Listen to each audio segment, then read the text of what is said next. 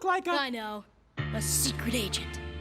I was gonna say Undertaker. The 5th season of Phineas and Ferb is here, and I have mixed feelings about it. Don't get me wrong, I don't hate it, it just feels unnecessary. This first season doesn't give the audience much of anything they haven't seen in the, and let me make sure I got this right, 200 plus episodes, 2 movies, and a short series. However, there is one aspect that expands a part of the show that I wanted to see more explored in the original 4 seasons. The lives of secondary characters. I love Ferb and Phineas, no bigger fan out there, but you know what you'll get out of them in a normal episode, right? They're gonna build something, have fun while doing it, not realize Candace is trying to bust them. They're Phineas and Ferb. They don't do much, you know. Unless it's a special or a movie, then Phineas gotta turn up, you know. No way. Get on the trike! So instead, the people around them have to have story arcs to create some driving conflict for the episode. This will usually take shape in the form of them helping one of their friends out with an invention. Their friends can be surprisingly complex. Watch my video about Buford if you don't believe me. Quick little promo. But when you look outside of the boys' friends, none of the other side characters had too much going on, really. The only ones I can think of is Vanessa and Monty's secret relationship, and Jeremy was in a band. I guess that counts. While I like that, I needed more. One character had the foundation of an arc created in the original run that now with these 10 episodes are being fleshed out. Possibly the most anticipated story, Stacy knowing about and being involved with Perry's secret agent life. Hey, that really sucked! These two have storytelling potential that the revival takes advantage of early, and I can only hope and beg that they make more involved in this dynamic. In this video, I'm going to discuss what was set up for her in the original 4 seasons and what the 5th has done so far to advance that. This is whatever I chose to title this video. Nobody gives orders to Fat T. Nobody. Before season 4, Stacy was a meh character in my opinion. The best thing she did was that mini golf episode that never came up again. She's the president of Uruguay in the future, that's pretty cool. Mainly, she's always a good friend to Candace though. There to tell her she probably shouldn't care about busting her brothers as much as she does, but also helping when she's doing dumb stuff, cause what are friends for other than that? Oh yeah, she dates Corbin Blue, can't forget that part. All of this changes in the season 4 episode Happy birthday, Isabella! Thanks guys. In it, everybody celebrates Isabella's birthday. She just wants to be alone with Phineas, whatever. Whatever! During the tail end of Doof and Perry's B-plot, they crash into Stacy's home and she witnesses them in full action. Since Stacy's not Doof, she immediately realizes the platypus fighting the pharmacist has to be the same one owned by her best friend and understandably has a few questions. And who's this pharmacist? Really? Really? Why does everyone just stampede to that conclusion? Doof spills the beans, so there's really no getting out of this one. So after dispatching the evil guy, Perry gives her the same pamphlet he gave Phineas in the movie. So you've discovered your pet is a secret agent. I don't want your pamphlet. The next step would be to wipe her memory, of course, but Stacy discovers a tiny loophole in their system. I'm not part of your host family. Kinda dumb because she's playing semantics, but Perry's chill as fuck, so he won't tell if she won't tell. After coming to this agreement, they trick Major Monogram into thinking she didn't see how a truck slammed into her house, and it's smooth sailing from there. Where do you think Perry goes every day, Stace? How do I know? Why are you asking me? How should I know? Don't look at me. Yep. Smooth sailing. 2 episodes later, in one good turn, we get a full Stacy focused story again. It's about her feeling inferior to her Fireside Girl younger sister, Ginger. Take your kids. No!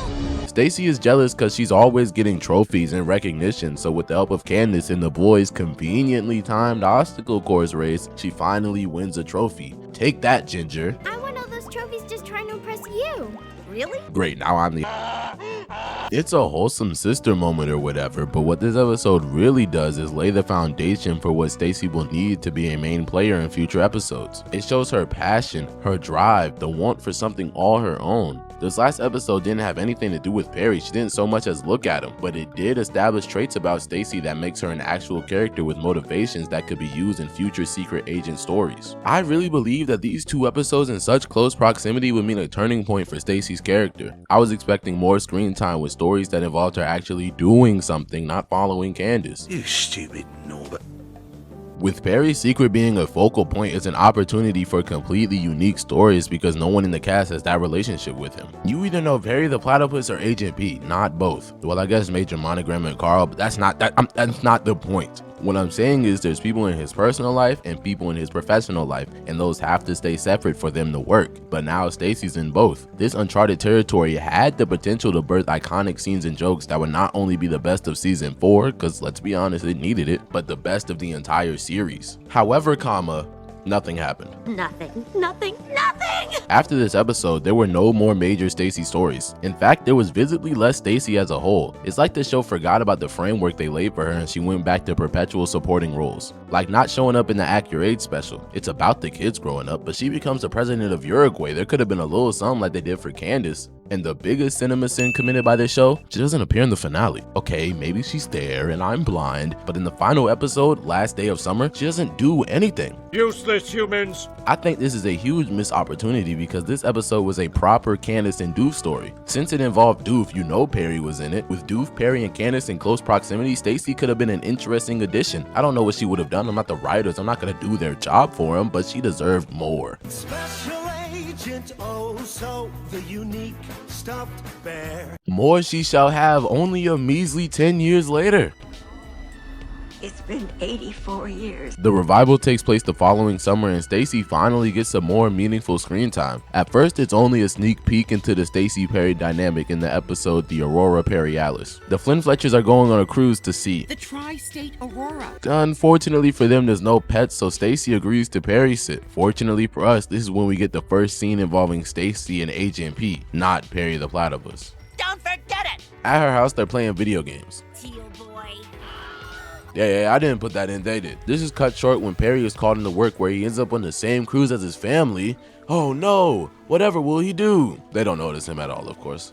That's all for them in this episode. Luckily, we only have to wait 2 more 11-minute segments until Stacy finally gets involved with the secret agent life in the episode Agent T for teen. Not to be confused with Agent Tadpole, Turkey, or Sea Turtle. Perry shows Stacy a commercial about what she has to do now that she knows he's a secret agent. Lots of people must find loopholes for being mind wiped if they make a whole commercial about it. It tells her to be a instead of a Dougie-do-nothing. basically meaning help the agent stay hidden and fight evil if need be. Make me coward! Later, Stacy and Candace are helping her mom work a scientist convention. Yo, what's up, doof? She notices Agent P there on a mission and even helps him evade Candace. He's there to stop Doof from doing anything evil. You know, the usual. What he doesn't know is that Love Muffin is running a secret contest to catch and turn in your enemies for a prize. And pizza. I didn't really know where to fit this joke in, so you're just gonna have to listen to it now. I'm easier to see than your ex-wife, cause, you know, you're so divorced. Damn! I'm sorry. Him and Dr. Diminutive team up and they actually capture Agent P. Like, I'm surprised. I didn't think they had it in them. Stacy notices this and immediately jumps into action. No plan, no nothing. She on that, following them to the Love Muffin headquarters. Monogram sees this over the scooter phone, but I'm gonna be honest, he kind of just takes it like a good boy. The rest of the agents are being dewormed. She's their only hope. I forgot Agent W was missing. Inside Love Muffin headquarters, Perry is gonna get fed to hippos. Hippos, they're serious this time. A death trap? When did Love Muffin get so evil? Those are your friends, bro. Don't get cold feet now. Also, I fully expected these hippos to be agents. Like, how do these guys work with any animals not in fear they're gonna pull out a fedora and a 3-piece combo? I'd be terrified. She's at the headquarters, but Stacy has no clue what to do. She's not an agent. She has no training. That is until she refers to the video and it tells her to use any unique skills she might possess. Well, earlier in the episode, she did keep talking about her useless skill of perfectly mimicking animal noises. I'm very good at a skill I would never need to use in real life. Ah, foreshadowing. Obviously set up for this very moment, in conjunction with her other skills, some of which never mentioned before: gymnastics, a 3rd degree black belt in taekwondo, mini golf, and her most powerful skill, being a teenage girl. She makes a distraction and breaks into the building. Oh, I guess the gymnastics helps too. Right before Perry gets turned into hippo food, she helps him escape, even beating up some evil scientists. I use mini golf. They probably died. She really slide for Alka. Don't play about it. She even gets her very own fedora, m'lady, and officially recognized as an Alka agent. I think, shit, she got a song. Go ahead, finish me. Okay. This was a pretty good episode in my opinion, and hopefully it's the real introduction to Stacy being a regular member of the cast. And since it was the first of its kind, it had some aspects I liked while leaving room for more to come in future episodes. So this is everything I wanted, to be honest. I prayed for this and it happened. I liked how dedicated Stacy was to the cause. I didn't expect her to be so involved with Perry's shenanigans. More covering for him and distracting Candace is what I expected, but she stepped up in this episode and now I want more. They do just give Stacy random skills and abilities this episode, but it was really needed. Stacy didn't have any traits or interests we knew of other than mini golf, and they kept that. They set up the animal noises, but other than those two, one of which we found out literally this episode, she had nothing else. It would be cool if these stayed consistent, but I think it would be way funnier if when she's doing agent business, she's just proficient at a new random combination of things every time. Easily explained away by it's what she does when she's not with Candace, and since the audience doesn't know anything about her when she's not with Candace, it could literally be anything. Anything? Anything. Another possibility I could see them taking Stacy is her getting really obsessed with being the best Alka helper possible, and it could tie in thematically with episode One Good Turn from earlier. In that episode, Stacy wanted to win a trophy not only because her sister has some, but also for her own self-esteem. Look at herself. Her mother wasn't ignoring her accomplishments. She didn't do anything. Since she did nothing, there was nothing for her mom to praise, so she felt like she had to win the boys' Mickey Mouse trophy. She could take that mentality and feel like this is her opportunity to do something of note, something praiseworthy. Something unknown. Obviously, she can't tell her mother about it, but it could be like a personal achievement of hers, or Major Monogram likes her so much that she becomes an unpaid intern and then she could have stories with Carl. There's a lot of places this could go, and I like the idea of a hyper-competitive Stacy a lot. Actually, I hope they do that. Hire me now. Now. The only problem I have, my one true gripe with this episode, is that there's no suspense when it comes to Candace and Stacy. Stacy just says she has to poop, and Candace spends the rest of the episode getting rage baited by her brothers. That's it. Once again, it's Phineas and Ferb. Did I hear Phineas and Ferb? Oh, I was wondering aloud, is hideous a verb? Like I said though, this is the first actual Agent P and Stacy story, so if there's more down the line and they expand on this aspect, I'm yapping out me bum. But if not, there's a real problem going on. Houston, we have a problem. Thank you so much for watching this video. If you like, please like, subscribe, share it with a friend. Let me know what you thought about it in the comments down below. If you want me to cover someone else in the show, cover the rest of the revival, whatever you want to see, you know. I love Phineas and Ferb. I love a lot of cartoons. Just let me know what you think. Yeah, world out to the moon. Bye.